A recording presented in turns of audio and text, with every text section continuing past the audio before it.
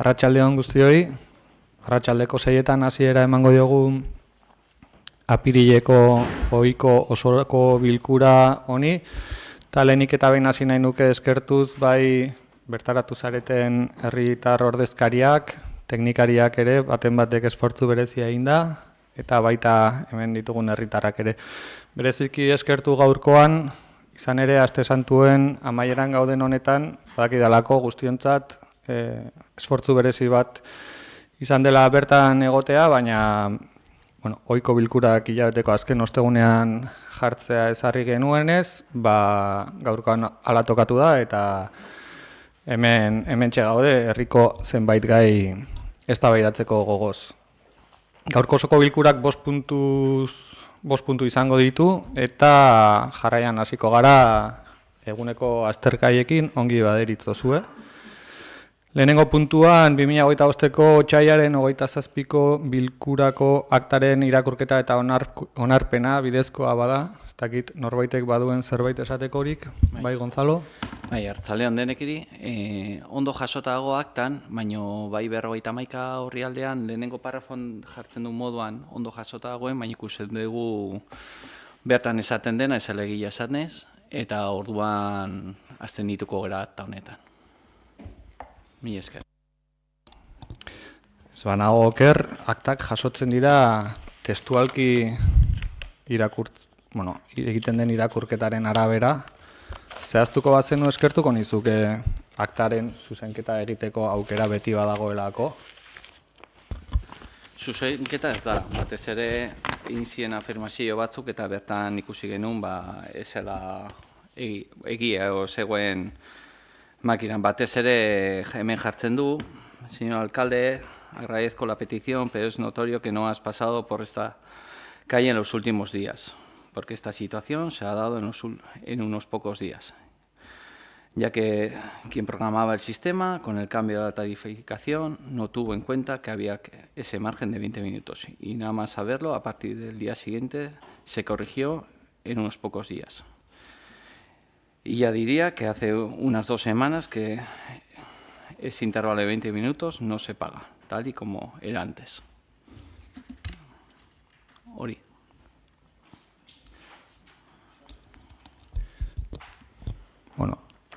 Literalki jasota dago udalbatzan esan zen moduan, beraz ez ontzat ematea iritzi badiozute. Beste galderarik, beste ekarpenik badago akta honi buruz. Bozketara pasako gara, beraz.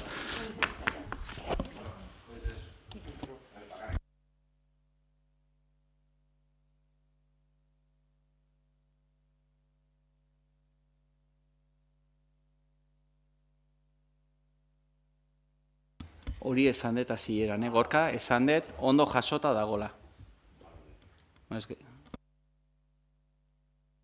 Bale, ongi da, lehenengo puntuaren aktaren onarpenaren aldeko bozkak, aurkakoak, abstentzioak, gehiengoz onartu da beraz. Bigarren puntura pasako gara, eta bigarren puntuak turista taldeak mugatzeko herritarren elkarbizitzari, ondasun publikoen errespetuari eta espazio publikoaren garbitasuna, okupazioa eta erabilera arautzeari buruzko udal ordenantza aldatu eta turismo taldeak arautzeko eranskina onartzeko proposamena da, eta estitxuri emango nioke hitza azaltzeko puntu honen inguruko xehetasunak, mesedez. Bai, arratsaldeon guztioi, mi esker Igor. Bai, aurrekaritan jartzeko, aipatuko dut, 2024ko ekainaren 27an egindako bilkuran Hau Etxanitza eta EH Bilduk adostutako mozioa aurkeztu zela, eta mozio horrek eskatzen zuena zela, turista taldeak 25 pertsonetara murrizteko ordenantza bat egitea. Mozioa onartua izan zen, eta beraz, lanketari ekitean teknikoki iritzi zitzaion, berari asko ordenantza bat egin beharrean egokiagoa zela, indarrean zegoen bizikidetzaren ordenantzari eranskin bat egitea. eranskina izanagatik etzaio salbuesten oinarri arautzaile berriak dituzten prozeduretaz. Eta beraz, prozedura hoiei jarraituta aurretiazko kontsulta publikoa eginda, jendaurrean egondu da. Eta epe horretan idatzi bat aurkeztu da, EH Bilduren eskutik. Bertan, arau horrek jaso beharko lituzken proposamen batzuk egiten, eta teknikariaren txosten bitartez erantzun zaio idatzi horreri, eta behin hau eginda batzordera pasatu da diktaminatzera, lehen biziko zirriborro bat. Batzorde horretan parte hartzen ari ginen alderdiet batez ere EH Bildu eta EAJaren proposamen batzuk mahai gainean jarri ziren, eta batzordean bertan onartu ziren eta izan ziren alde batetik araudi orokorreko bigarren puntuan ordutegiaren aldaketa bat, murrizketa bat planteatu zen eta bertan adostu zen. 8. artikuluak gomendioak atalean aipatzen zuen aglomerazio momentutan Jaizkibel aldera bideratzea talde hauek, eta adostu genuen etzela egokiena Jaizkibelera bideratzea, baizik eta partzuergoarekin lanean genbiltzan badiako ibilbide horretara hor dauden baliabidetara bideratzea, eta azkenik turistak jaso eta usteko autobusak 15 minutuko tarte horretan motorrak itzaltzearen proposamena ere jaso zen. Beraz, akordio hauek jasota, gaur dakargu eranskina onartzera, eta bai gustatuko litzaidake guztia ez dut irakurriko noski, baina behintzat ideia garrantzitsuenak bai aipatzea, bertan gaudenok jakiteko zertaz ari garen. Lehenik eta behin esan, eranskin honen xedea dela herritarren bizikalitatea lehenestea aktibitate turistiko hau arautuz. Eta arauak esaten du, hasieran esan dudan bezala, talde hauek 25 pertsonakoak izango direla gehienez. Ezingo direla bozgoragailu ez amplifika edo megafoniarik erabili, eta esan bezala arautegia izango dute goizeko 9:00 arratsaldeko 7:00 bitarte.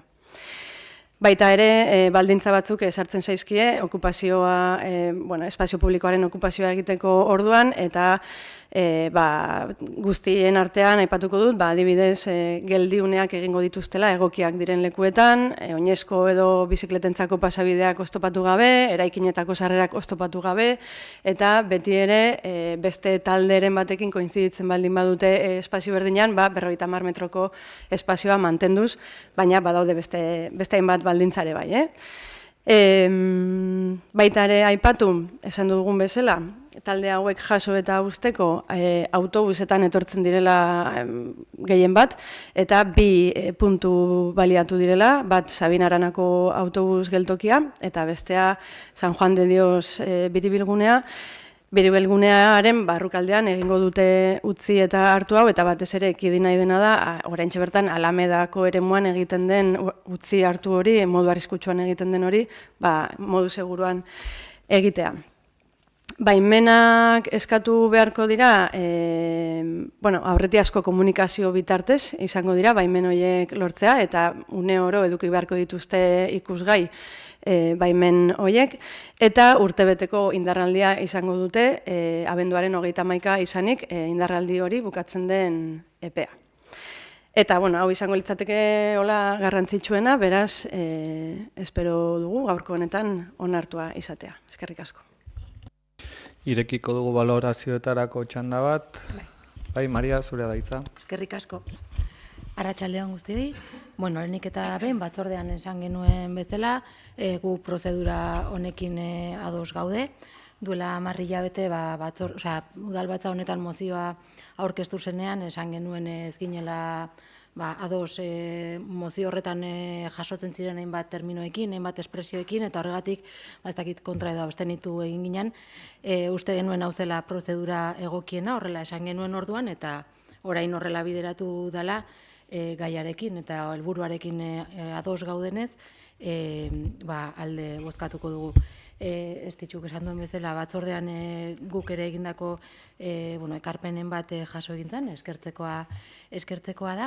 Eta bai komentatu nahi dugula da, turismoak Hondarribian daukan garrantziagatik uste dugu beharrezkoa dela martxan jartzea plan estrategiko bat sektorearekin, udalbatza hau osatzen dugun alderdi politikoekin, herritarrekin, ze promoziorik ez egitea, turismoa ez saltzea, ez du esan nahi Hondarribira ez dela jende gehiago etorriko, baizik eta orden gabe etorriko dirala, edo uste dugu garrantzitsua dela lanketa hori jorratzea, aurreko agintaldietan egin zen, pandemia iritsi zen, eta bertan bera gelditu ziren hainbat plan, baina, gaia heltzea nahiko genuke, eta hortan ere parte hartzeko prest. Eskerrik asko.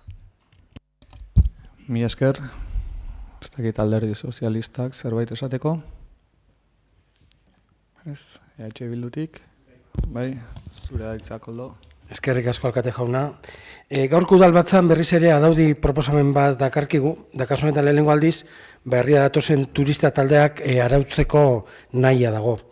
Argi dugu guztiok, turismoaren demokratizazioak bere gauza onak eta txarrak izan ditula, eta egun guztio bai dugu mugitzeko gaitasuna, eta horre baitu bere alde onak eta bere alde txarrak, eta alde txarretako bada, gero eta turismo handiagoa dagoela, eta hori arautu beharra dagoela.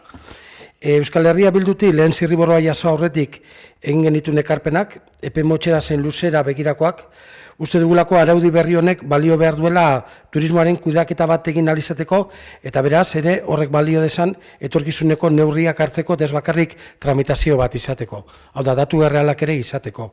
Eta horrek lagundu dezak ere, EAJak planteatzen duen plangintza hori egiteko edo lege hori egiteko. Honera, ekarpen hauek egin genituen eta gaur ekartzen den proposamenean jasota daude, turista taldeen ordutegia mugatzea 7 arte, eta gauetako bizita bakarrik armaplazakoak izatea, turismo gidaria profesionalak izatea, autobusen geratzeguneak ondo zehaztea, eta biziki eta importantena jardueraren inguruko datuak ondo jasotzea.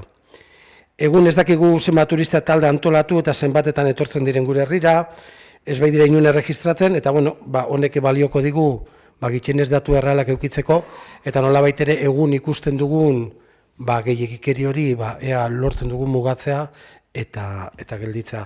Eta beraz, bat egingo dugu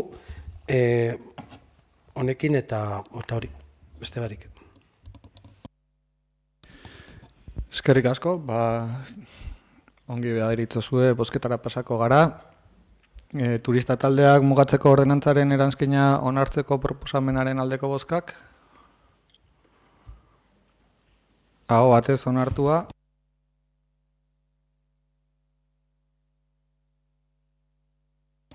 Pasako gara 3. puntura.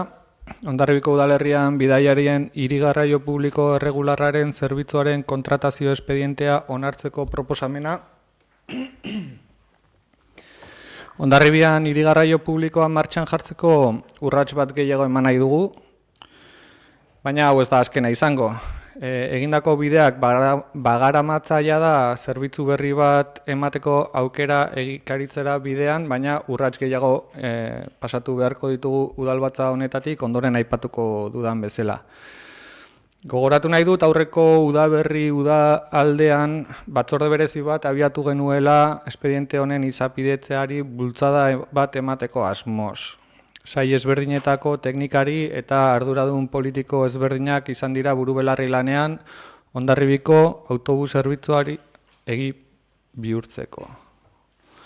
Ez da prozedura erresa izan ere udaleskumenekoa ez den eta erpin asko dituen zerbitzua eskaini nahi baitugu Hondarribiko udaletik, herritarrek mugikortasun jasangarriago batera bidean urratsa sendoak emateko helburuz. Hirigarraio publikoa zerbitzu kontratu bidez eskaintzeko proposamena egiten da.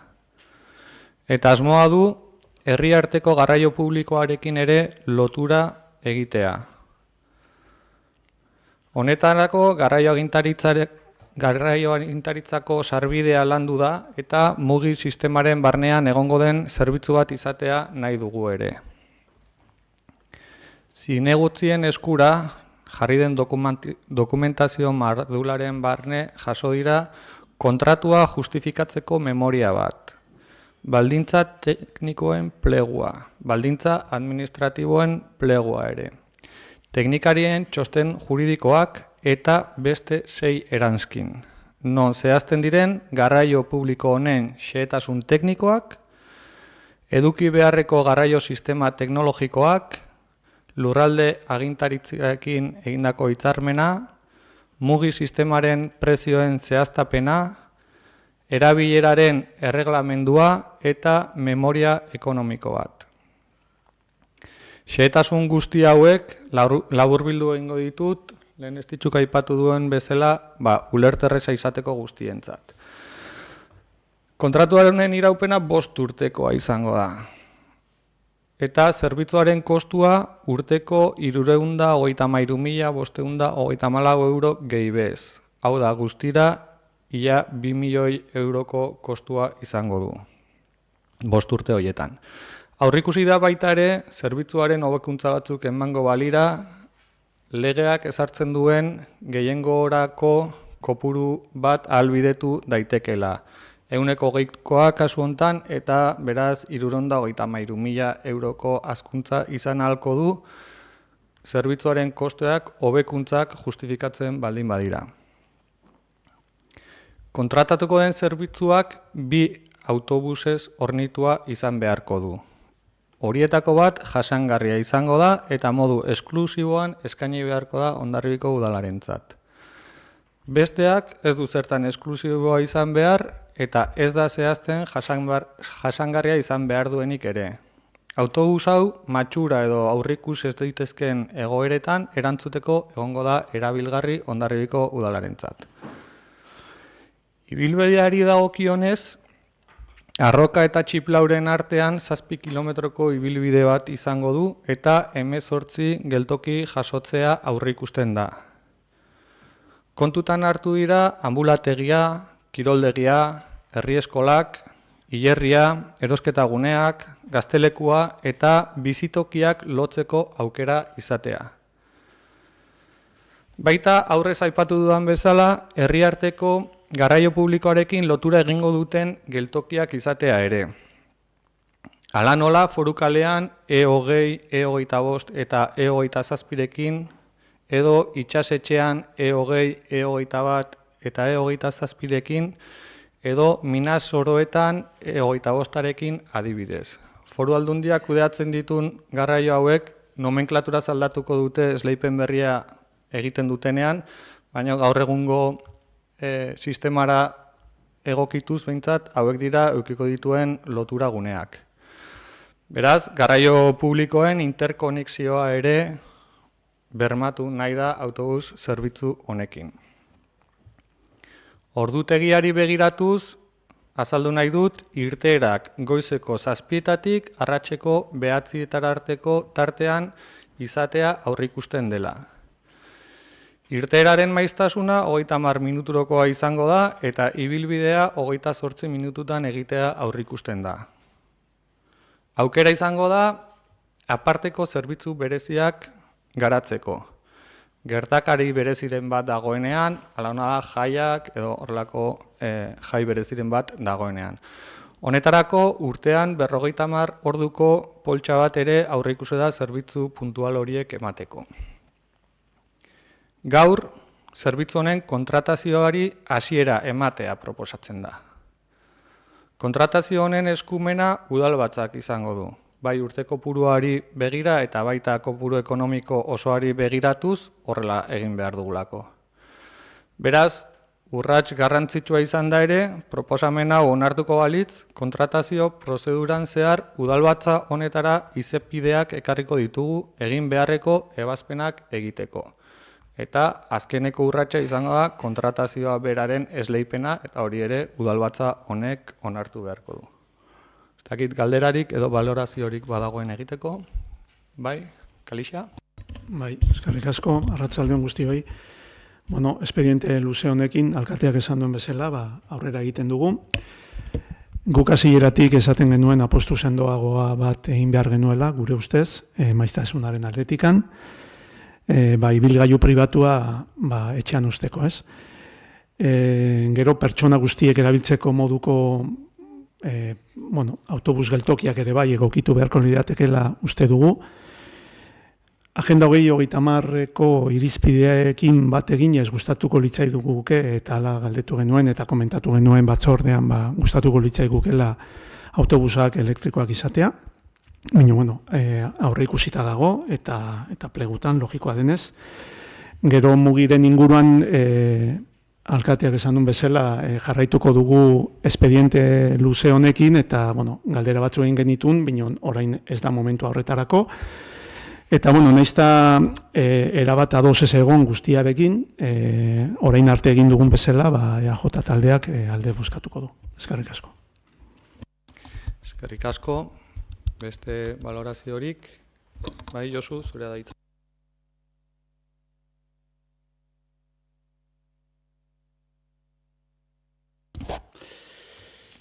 Arratsaldeon, denori. Bueno, yo creo que, asunto hau da leitmotiv. Nik uste dut ja 18 urte zamazkenik etxe honetan, eta nintziko egunetikan, ibili naiz transporte honen inguruan. Edo da, autobusa beharrezkoa zera Hondarrubian, eta, bueno, azken finean, hemen etortza behon dizuela denori, ezta? En todo caso, nosotros, por nuestra parte, nos parece que es un paso importante. Yo creo que es que se apruebe previsiblemente este expediente de contratación del Servicio de Transporte Público Urbano regulado de personas y viajeros es un dato, un paso importante. Este expediente recoge en gran medida la mayoría de las cuestiones a las que los socialistas vienen realizando desde hace años para impulsar y mejorar el transporte público en Hondarribia. El expediente contempla 7,1 kilómetros, 18 paradas. Para el Grupo Municipal Socialista es, además, muy importante que el nuevo transporte urbano esté integrado en el sistema MUGI. Para los socialistas, el transporte urbano es una cuestión fundamental. La posibilidad de que todas y todos los ciudadanos podamos movernos en medios colectivos favorables desde el punto de vista social, medioambiental, la reducción de emisiones con emisiones mínimas. Valoramos positivamente el nuevo transporte urbano de respuesta para dar servicios, sobre todo, a la parte de los ambulatorios, al hospital, en este caso no es el hospital, pero sí a los ambulatorios, aunque consideramos que todavía quedan muchas cuestiones todavía sin resolver. Es decir, que en este tema del transporte, eso es como el coche, a veces se nos queda viejo, cuando compramos el coche se nos queda viejo, es decir, el transporte que en este momento vamos a poner en marcha, hay algunas cuestiones que nos podemos preguntar, es decir, que hay zonas de Hondarribia, en este caso, la zona de Amuten, Mendelu y Veleta, que se nos queda fuera de este entorno, es verdad que, que habrá que analizarlo con otra perspectiva, quizás el tema del precio de los billetes, el tema de los tiempos, de media hora, igual es un tema que habrá que mejorarlo, pero en cualquier caso, la apuesta que hacemos hoy como primer elemento para echar a andar nos parece fundamental y nos parece muy importante. Eskerrik asko. Esker, beste valoraziorik, bai, Garoa, zure da. Bai, arratsaldeon eta eskerrik asko. Gure aldetik ere valorazioa positiboa da. Lehenengo aldiz herri autobusaren kontratazioa ekartzen dugu udalbatzara. Askotan hitz egindakoa, baina lehenengo aldia eta azkeneko udalbatzatan lehenengo aldi dexente, autobusari dagokionez. Igorrek eman ditu zehaztapenak eta argi dago eta guk ere iritzi berdina daukagu bereziki bilbideari dagokionez, zirkularra da, zentzu bakarrean eta nahiko genukela gehiago. Baina egia da ere ez izatetikan izatera saltoa badagoela eta bereziki jabetu bargarena da beza gehitu behar diogula, baina urtero 353.000 euro kostatuko zaigun zerbitzu bat badaukagula, eta kontratazio hau martxan jartzeko teknikariak ere datu gabe lan egin beharri izan dutela, eta zaila izan dela, zenbakiekin, zenbat erabiltzaile, zenbat ez, orduan ez da erresa, baina guk gure aldetikan hausnarketa bat jarri nahiko genuke ere mai gainean, seguru gaude martxan jartzen denean ere batzuntzat oso ondo egongo da, beste batzuntzat eskasa izango da, frustrazioa sortu halko du, ze badago gauza bat mahai gainean jarri beharrekoa, eta bat da gure herria berez ez dagoela behartuta halako zerbitzu bat edukitzera, baina apostua egiten ari da, eta bereziki ere gure herria ez daukala herri eredu bezala hoberena horrelako zerbitzu bat ahalik eta jende gehienara iristeko. Azken finean, etxeak oso modu zabalean eraiki ditu, oso zabalean eta oso dentsitate txikiarekin, orduan autobus geltokia propioki jendeari agian ere urruti geldituko zaio, baina ezin dugu ere bikoiztu edo hirukoiztu, ez dagoelako ere populazioa. Orduan, guke mahai gainean jarri nahi deguna da, herri ereduak eta herria diseinatu den moduan, gero zenbait zerbitzuetako hauden kasu zailtasunak planteatzen ditula eta beti ez dela izango teknikoki gaizki edo gutxi edo autobus gutxiegi jarri ditugun arrazoia, baizik eta zer nolako herria daukagun eta nola egin dugun etxe bizitzen kudeaketa. Orduan, mahai gainera etorrita berriro ere, lehenengo aldia da, herri autobusaren kontrataziora onera ekartzen degula, jasangarritasunaren bidean beste pauso garrantzitsu bat, jakiten ez dela idealena, baina pausoak eman behar ditugula, ez izatetik izatera. Eskerrik asko. Mi esker. Bozketara pasako dugu puntu hau, beraz, 3. puntuan Hondarribiko udalerrian bidaiarien hiri-garraio publiko erregularraren zerbitzuaren kontratazio espedientea onartzeko proposamenaren aldeko bozkak. Aho batez onartua. Eta pasako gera azken 2 puntuetara, gobernu organoen kontrolari dagozkionak, 4. puntuan 904 zenbakitik 1252 garren zenbakira eta 1254 garren zenbakitik 1322 garren zenbakira bitarteko alkate dekretuen berri ematea. Ez dakit galderarik dagoen.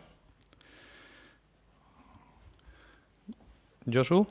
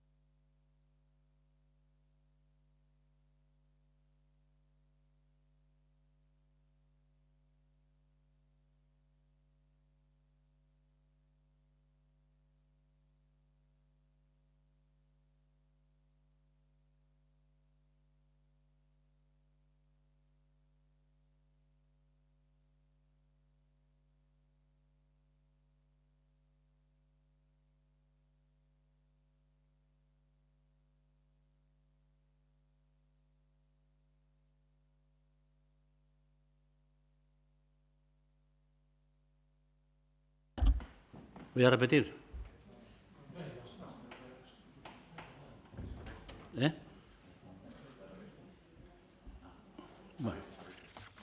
Bueno, de todas formas voy a dar la vuelta. Es decir, es un poco la queja que planteo. Es decir, que de alguna forma entiendo que el procedimiento es importante y sigo insistiendo en el procedimiento en el sentido de que cuando se va a hablar de un tema tan importante como es el Cuba de la Magdalena, que va dentro de lo que es entroncado el tema del plan general, nos parece fundamental. Y que de alguna forma espero que este tema se traiga a pleno, exactamente igual que se hizo el tema de Montañenea. ¿Por qué? Porque al final son cuestiones que nos parecen fundamentales. Por eso es que lo que hago es, de alguna forma, pues mostrar mi preocupación y el rechazo, el procedimiento que se está realizando sobre algunas cuestiones, y en este caso respecto al tema del decreto y la forma de la comisión. porque a mí no me vale que vayamos a una comisión el día 3 para hablar de este tema, haya un informe de Lorea, no tengamos el convenio firmado por Suquía, o por lo menos el proyecto con el ayuntamiento, y el día 1 nos haya planteado por un decreto por parte de la alcaldía. A mí no me parece bien. La pregunta es, ¿a ti te parece bien que se hagan las cosas así? Esa es la cuestión. El procedimiento me parece normal. Es la pregunta. Bai, eskertuko nuke hor daukazu dekretua? Utzi dazu mesedez, bai, ze nola ez den erregistratu galdera orain ere, beti bezala gertatzen zait, hemen improvisazioan aritu behar duela, baina itxoin, utzi dazu dekretua mesedez, bai?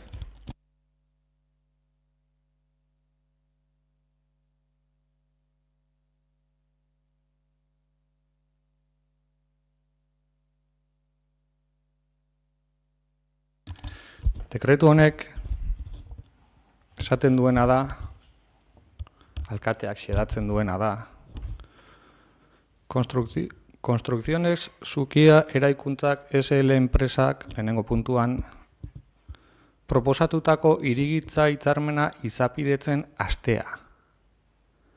Izapidetzen hastea. Udal arkitektuaren txostenean jasotakoarekin 2/2006 legearen 7. xedapen gehigarriarekin bat etorriz. Hau da, formazko izapidetze aste bat besterik ez da dekretu hau. Bigarrena, hirigintza hitzarmenaren testua jendaurrean jartzea 20 egunez. Gipuzkoako aldizkari ofizialean eta udaletxeko iragarki oholean argitaratuz, epe horretan egoki iritzitako alegazioak egin daitezen. Halaber, interesdunen eskura egongo da udal honen egoitza elektronikoan. 3. puntua, hitzarmenari dagozkion txostenak egitea. Eta zerbitzu teknikoek aurkeztutako alegazioen berri eman eta dagozkion txostenak egitea. 4. Aurreko txostenekin batera, hirigintza batzordeari helaraziko zaio azter dezaten behin betiko onespen proposamena egin dezan. Proposamena osoko bilkurari aurkeztuko zaio. Hau da, iniciar la tramitación de un convenio que ha presentado una empresa en el ayuntamiento vía registro. Este decreto dice que hay que iniciar el procedimiento, que se ponga a exposición pública, que se soliciten los informes de los técnicos, que se informe en la comisión y que se lleve después a pleno si procede su aprobación. Inicio de una tramitación. Es que barkatu esatea jozu, prozedura honetan, zuk aipatzen duzun egoera guzti hori badirudi hitzarmena onartuta dagoela, eta ez da egia. Apirilaren batean esaten dena da, hasi dadila tramitazio bat. Eta hori da alkate dekretu honek esaten duena. Ez bazaizu gustatzen prozedura adieraztearena, prozedura bat hasi behar dena, nik sentitzen dut jozu. Baina eske prozedura aldetik hitz egiten ari zarenean, eta nik ere prozedura esango dizut, alderdi sozialistak egiten duna ez dut gustoko. Ez dut gustoko jozu. Zeren, hau tramite ezinbesteko bat da prozedura bat hasteko. Ondoren zuk esan duzun bezala batzordean informatu da, bileretan informatu da, eta ondoren etorri beharko du udalbatzan eztabaida bat gai honen inguruan. Formazko tramitazio hasiera batekin ezadostasuna erakustea non. Barkatu esatea, baina, eske gaur onartu dugun autobus zerbitzuaren kontratazio hasieran, hemen udalkideekin partekatutako dokumentazioa ez dena behin betikoa, onarpenak egiten ez diren artean, ez dena behin betikoa. Alderdi sozialistak zer egiten du? Hartu eta sare sozialetan publikatu hor datorren informazioa, txostenetan datorren informazioa. Hori baldin bada prozedura egoki bat jozu, barkatu esatea, baina eskezuari zera tramitazio baten hasiera dekretuaz kexa egiten, eta zuk, zure alderdiak, publikatzen ditu sare sozialetan behin betikoak ez diren dokumentuak. Mesedez, Josu, Uste dut azala behar dela egiteko horrelako interbentzioa.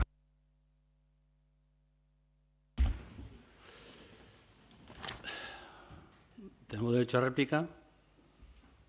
Bai.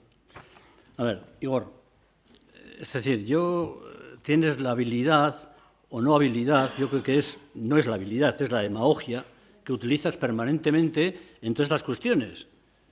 Es decir, yo lo que entiendo, por lo menos hasta ahora, llevo 18 años en esta casa y nunca ningún alcalde ha sacado un decreto antes de pasar por comisión. Cualquier información, me es igual.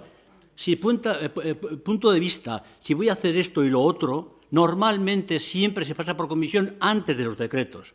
Una vez que se pasa por comisión y se haya informado a la oposición, me refiero a nosotros, otra cosa es que tú de alguna forma entiendes de que tú tiras para adelante como con las orejas así y al resto que le den por saco. Eso no es así. Es decir, normalmente siempre es la comisión lo primero y segundo es el decreto. Siempre. Digas lo que digas. A mí el procedimiento que tú me dices, no, es que el decreto lo que dice es vamos a empezar el procedimiento. Pues eso mismo hay que informar en la comisión, el procedimiento. Vamos a empezar por esta cuestión. Y en esa comisión, el día 3, se nos presenta aquí sin el informe de Suquía, me refiero sin el informe previo de Suquía. Yo solamente lo que te pido es que espero que igual que hicimos con el tema de Montañenea, en un pleno tengamos y podamos discutir todos los entresijos y todas las cuestiones que se hayan negociado con Suquía sobre el tema del Cubo de la Magdalena. ¿Por qué? Porque me parece fundamental, sobre todo me parece fundamental por la transparencia en el sentido que los ciudadanos sepan de qué se está hablando del Cubo de la Magdalena. Nada más. Pido que se haga un pleno para tratar este tema. Me refiero que hay un punto, este o el siguiente, me es igual. Simplemente pido eso. Josu, demagogia egitea da zuk egiten duzuna. Eta lotxagabekeri galanta da. Tramitazio guztiak, edo ia guztiak, hasten dire alkate dekretu baten bitartez. Tramitazio guztiak edo ia guztiak.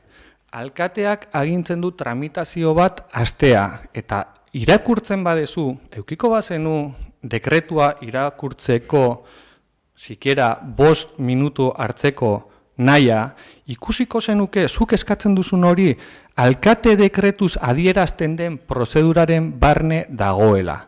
Prozedura horietako batzuk egin dira jada. Falta dire beste batzuk jendaurreko epean egon delako eta falta delako udalbatzara ekartzea. Prozedura horren zati batzuk egin dira. Eta prozedurak horrela burutzen dira ni hemen alkate naizenetik, eta ulertzen dut baita beste alkateak hemen egon zirenean ere, ulertzen dut espedienteen tramitazio hasiera alkate dekretuz ebazten zirela. Gardentasuna hitz egiten duzunean, Josu, zuk hori, prozedura hori, dekretu bitartez jaso duzun bezala eta eduki duzun bezala informazio hori da gardentasunaren eta gobernu onaren adierazle nabarmenetako bat. Beraz, nik eskertuko nizuke, zuk ere jokatuko bazenu horrelako modutan, eta ez bazenu egingo behintzat, behin betikoak ez diren dokumentuak sare sozialetan publikatzeko saiakera. Eskertuko nuke.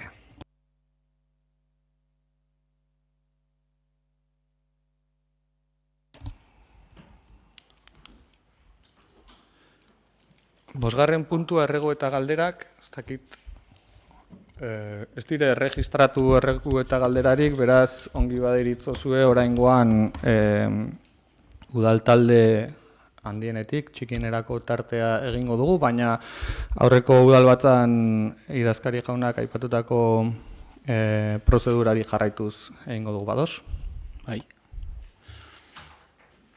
Listo. Gonzalo, zure ez genuen galerak egin behar, atzo goza maien bileran esan nuen moduan, baina bertan hitzen genuen San Marcos Parkearen inguruan, eta ez ditzuk azalpen batzuk eman zituen, bertan lantxo batzuk ingo ziela, bai bideak hobetuko ziela, argiteria eta zuhaitz hilak edo gaizki zeuden batzuk kendu.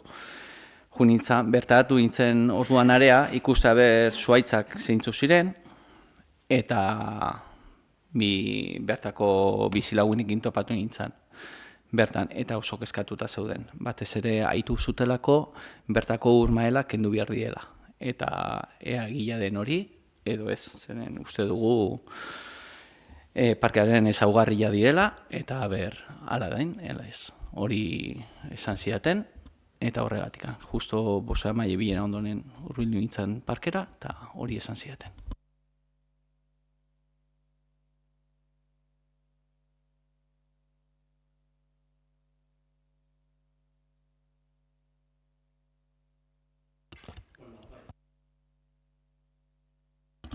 Horreri buruz, San Marcosen ingurei buruz, nik aipatu nuen baita ere, en la Junta de Portavoces comenté, por lo menos lo que de alguna forma me habían transmitido, que había una preocupación. En su día hubo una partida presupuestaria de 18.150 que se aprobó en el presupuesto del 2024, me parece, en el cual el equipo de gobierno aceptó hacer un proyecto. Bien.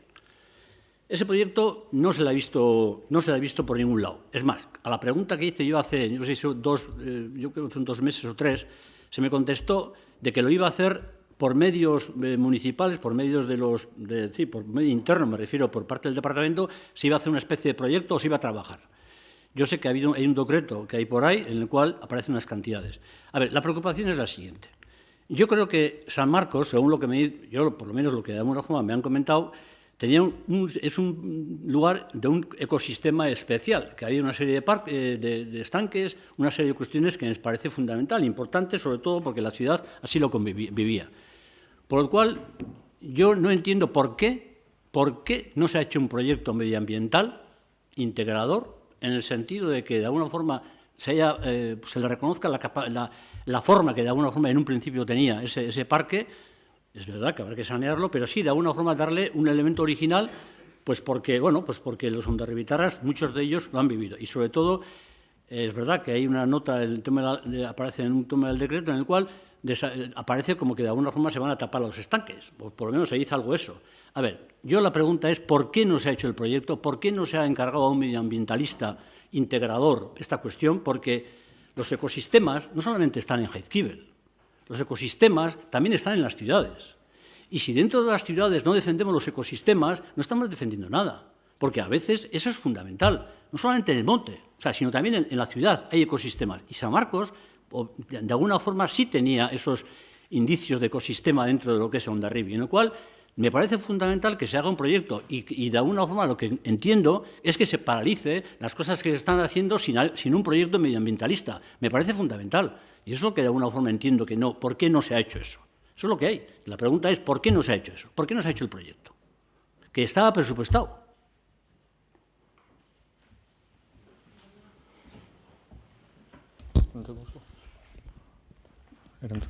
Bai. Ustitxu zure gaitza. Eskerrik asko, Igor.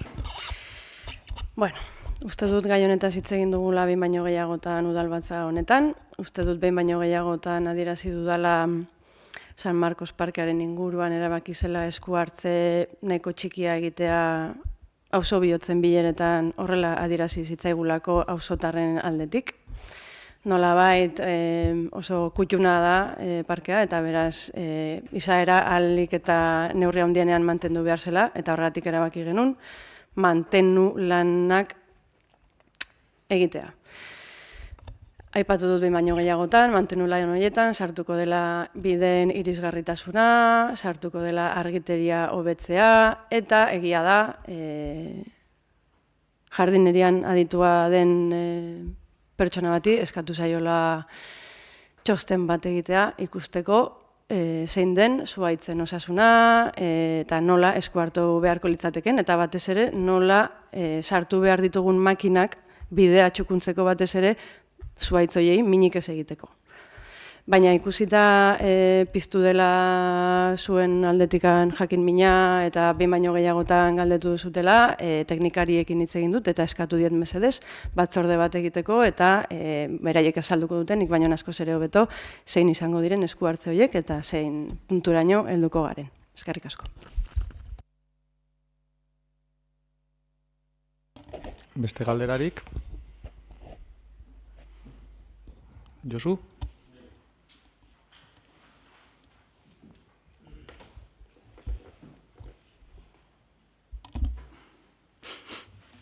Bueno, yo, tal y como lo planteé también en la Comisión de Gobierno y en la Junta de Portavoces, tengo cierta preocupación porque, bueno, pues porque al fin y al cabo, somos personas que andamos por la calle y la gente nos dice, oye, ¿qué pasa con, en este caso voy a hablar con el tema de lo que es la ayuda energética? Yo ya sé que lo pregunté, yo creo que fue en el pleno anterior. Pregunté en el pleno anterior este mismo tema y se me contestó más o menos diciendo que de alguna forma luego me decís que no o sí, ya tú mismo, Igor, ya me lo adelantaste, en el sentido de que, bueno, en todo caso, había una serie de ayudas que no se podían recoger por 2 veces y que de alguna forma por parte de los servicios sociales lo estaban canalizando a través de las AES todo lo que era el tema de las energías, ¿sí? Y yo creo que esa es la cuestión. Lo que pasa es que yo creo, y no creo, sino que en Hondarribia, por suerte, vamos a decir por suerte, lo que es el eje social, al margen de otras ayudas que pueda haber, sobre todo en la cartera de servicios, hay 3 para mí son importantes. Una es las AES, las ayudas de emergencia social, otra es la ayuda a familias y la otra es lo que es la ayuda a familias, lo que se denomina, a ver si lo tengo por aquí, creo que sí, las bases reguladoras para la concesión de ayudas municipales para el abono de gasto de energía. Son tres ejes fundamentales de funcionamiento. Mientras que las AES se mantiene en 2,75 más o menos el presupuesto, estas se han ido reduciendo de 50 a 40, de 40 a 20, y bueno, y entiendo que de alguna forma, y entonces la queja viene porque hay personas, que es el mes de abril, y me dicen que de alguna forma la ayuda, en este caso el tema del pago de las bombonas, el tema del gas, no se les ha pagado. Y yo quiero saber si de alguna forma, si es un tema administrativo o es un tema de decisión política en el sentido de canalizar todo a través de las AES o a través de este sistema.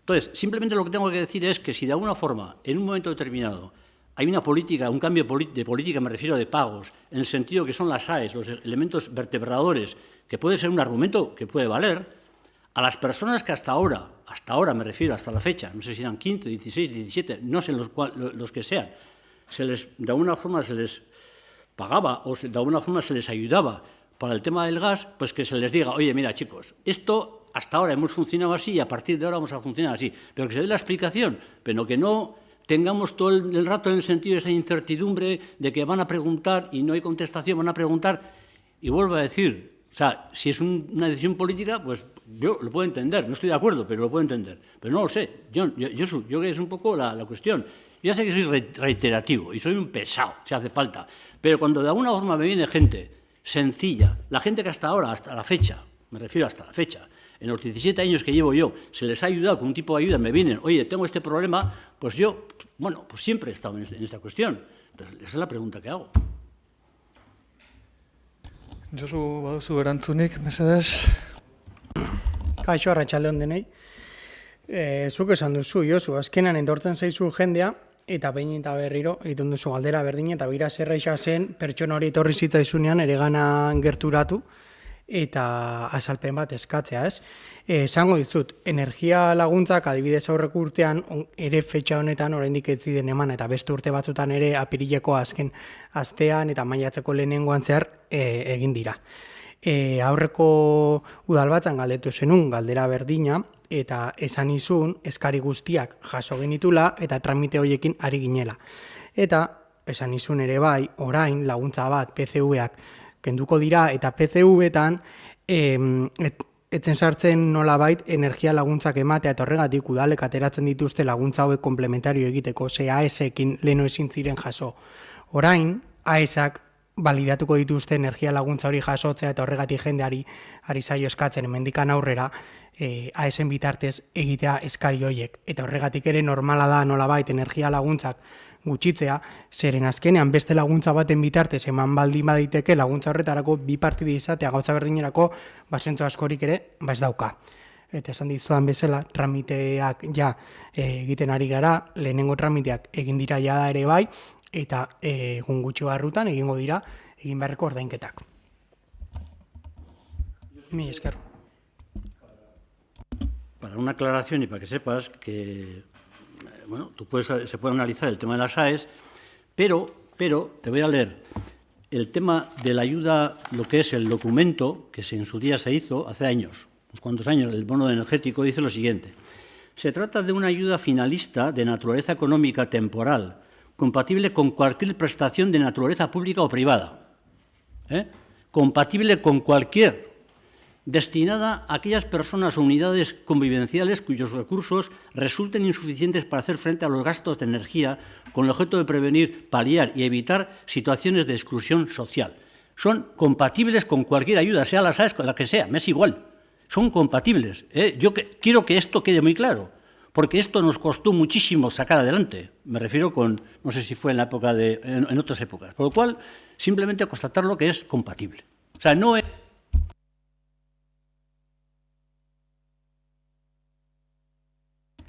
Bale, Josu, nik esaten egona da, orain, AESak ere alibidetuko dutela energia laguntzarako dirua eskatzea leno usten ez zutenean. Orduan, orain, AESengatik ere pertsonek diru gehiago jasotzeko aukera izango dute. Hortara nijoa, ez nago esaten kompatible edo ez den kompatible. Leno PCV jasotzen zuen jendeak, horretaz gain zeukan beste laguntza komplementario bat hori ordaintzeko, baina orain laguntza bakar batekin jaso izango dute guztia, osea logikoa den moduan besterik gabe. Eskerrik asko, espero dut argituta geratzea. Ez dakit beste galderarik badagoen. Bai, izan duzu, Josu? Bai, beste galdera dukat. A ber, galdera, bueno, baita ere, azkenengo, ez dakit, joan zanilean, aurretileko galdetu nuen, asunto de Mugondo. A ber, oindala, ez dakit, aste bete, o gehiago egin duen bilera bat, Mendeluko maila, ez da? Bueno, Mendeluko maila hortan, Mendeluko maila egin zan, eta estitxu, egon ginenak, ez da? Ordan, Mendeluko maila hortan, akta bialdu dute, baina, ordan, Mendeluko maila hortan, jaso zan, bai gobiernoko, por parte del equipo gobierno, lo que se comentaba, es que de alguna forma todas aquellas, es decir, el Mugondo, el 5 y el 9, que de alguna forma habían presentado un tema de los ARIs correspondientes para las ITES correspondientes para el tema de quitarlo, el tema de las vallas, por parte del gobierno, pues por parte del equipo de gobierno, se iba a tener una cierta permisibilidad de alguna forma para aceptar o de alguna forma para estudiar la posibilidad de que esas ITES, no en el plan como de alguna forma lo habían planteado, sino que en una situación mucho más gradual, vamos a decir, en el sentido de solamente de mantener lo que es el edificio en sí y quitar el tema de las vallas, se iba a entrar en esta cuestión. Yo la pregunta que hago es, de alguna forma, estamos a fecha de hoy, me han venido diciéndome que todavía no han tenido contestación por parte del Ayuntamiento en este tema. Yo sé que por parte del Departamento de Arquitectura, no sé si hay a una persona en esta cuestión. La pregunta es, ¿cuándo de alguna forma se le va a contestar al 5 y al 9 de Mugondo, en el cual se le haga la diferente propuesta que de alguna forma han planteado ellos sobre el tema de las ITES, con los criterios que de alguna forma lo planteasteis o de alguna forma se ha recogido por parte del equipo de gobierno? Criterios en el sentido de que se les autorice a realizar una serie de obras para que lo que es la estructura del edificio no se les caiga las paredes y evitar esta cuestión. Yo la pregunta es, ¿cuándo? Si de alguna forma se está trabajando y qué fecha más o menos se prevé por parte de urbanismo.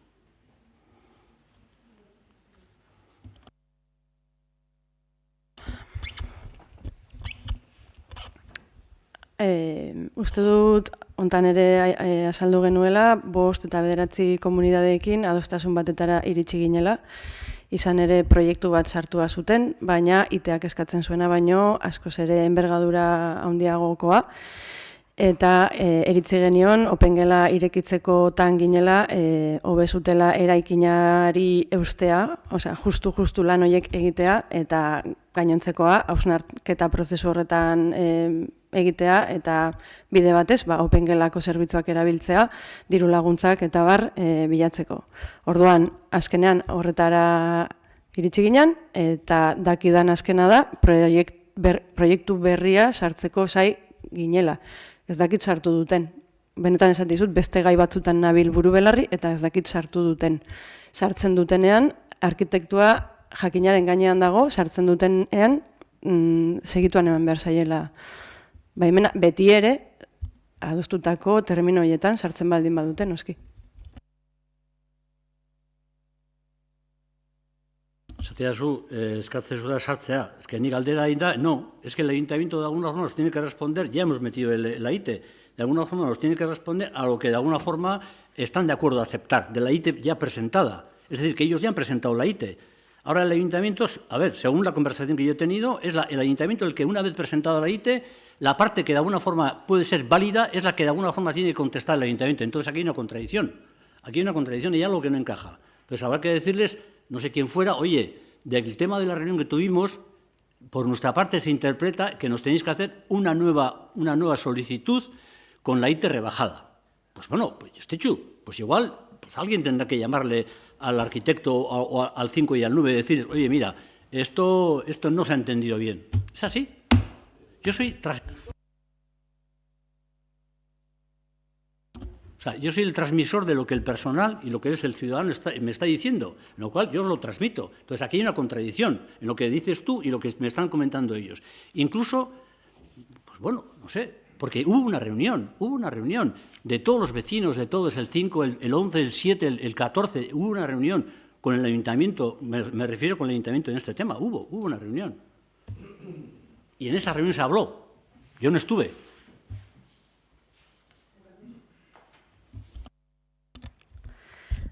Josu, zuzera transmisorea.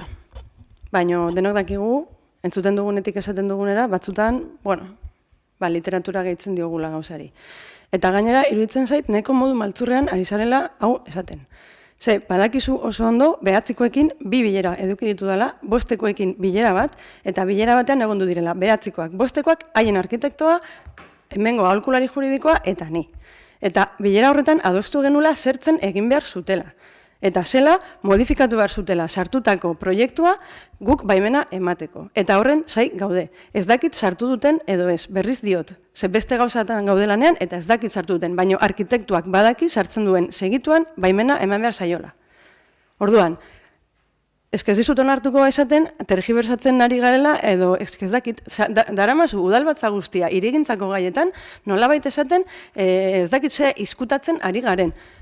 Josu, ez dizut onartzen, ez dut jarraitu nahi, ze oso haserrenago. Gaur, edukitzen ari zaren jarrerarekin, oso haserre. Barkatu. Ez, barkatu zuek. Debate hau amaitutzat emango dugu. Mesedez itzaliko duzu beste galderarik badago? Bai? Claro. Josu. A ber, galdera da, azkenengo baita ere izan genuen presupuesto bat, farola jartzeko Lauaizeta inguruan, eta gero baita ere daude, ez dakit hor amute inguruan, amuteko hortan, tulipaen asuntua, farolen asuntua. Badakit, udaletxeak erosten ditula una especie de compra global con la Diputación. Algo que zerbait badago, ez? En el sentido de que de alguna forma, es decir, y la pregunta es, de alguna forma, ¿cuándo? Si de alguna forma, si estamos esperando el tema de Cuatro Vientos, que es la Cuatro Vientos, me refiero el tema de las farolas, si de alguna forma, pues bueno, más o menos si se puede prever cuándo se puede establecer la luz, si no, en fin, no sé. Eskerrik asko, Josu, momentu honetan ez daukagu horren erantzuna ematerik, ez genekien ere galdera luzatuko zenuenik, eta proiektua bere horretan edo ez dakigu memoriz, noiz data zehatz bat eskatzen duzun horretan ez dakigu erantzuten. Mesedez, hurrengo baterako aurreko udalbatzan aipatu zen formazko eskaera egiten baduzu, saiatuko gara xehetasunekin erantzuten.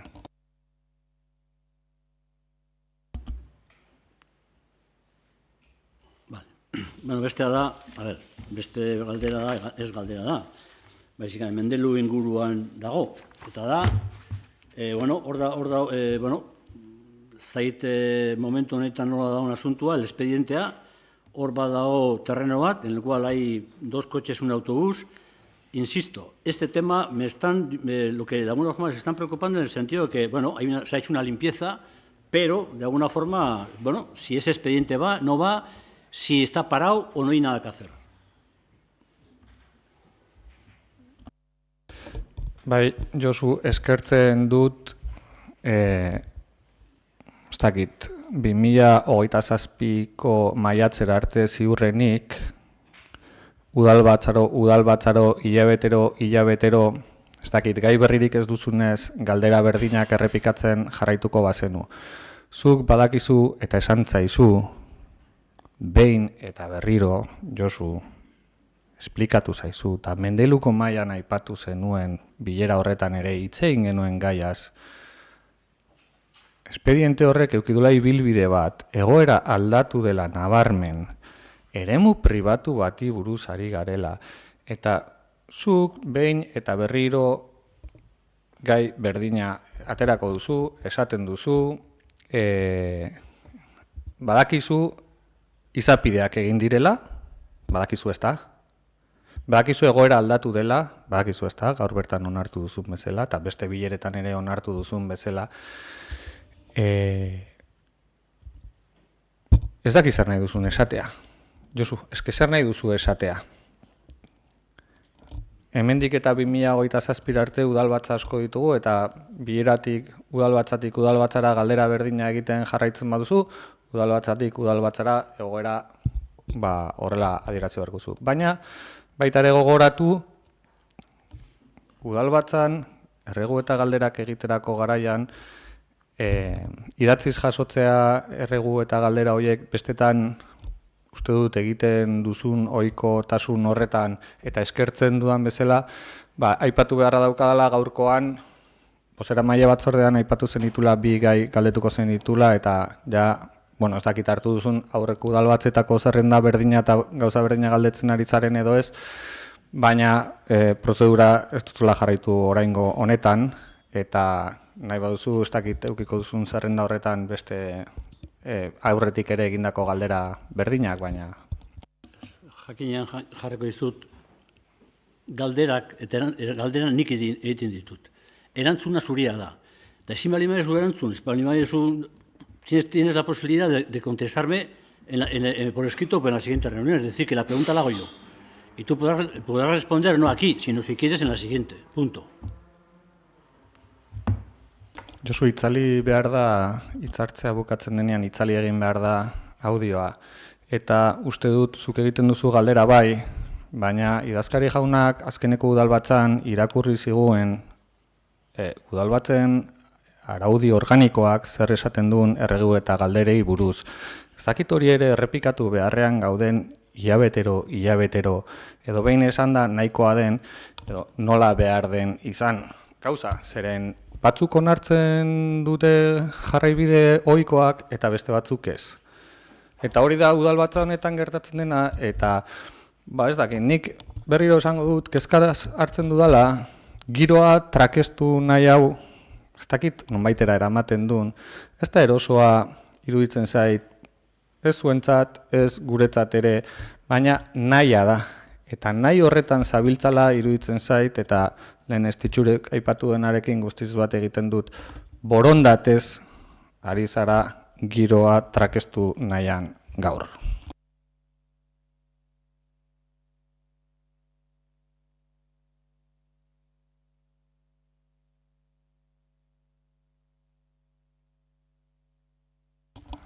Besterik ez badago, arratsaldeko 7 eta 5 jotzera dijoazen honetan, amaiera emango diogu gaurko ohiko osoko bilkurari, eta desio dut ondarbitar guztiok biharko pila egun oparoa izatea eta ongi pasatzeko aukera izatea. Mila esker guztioi.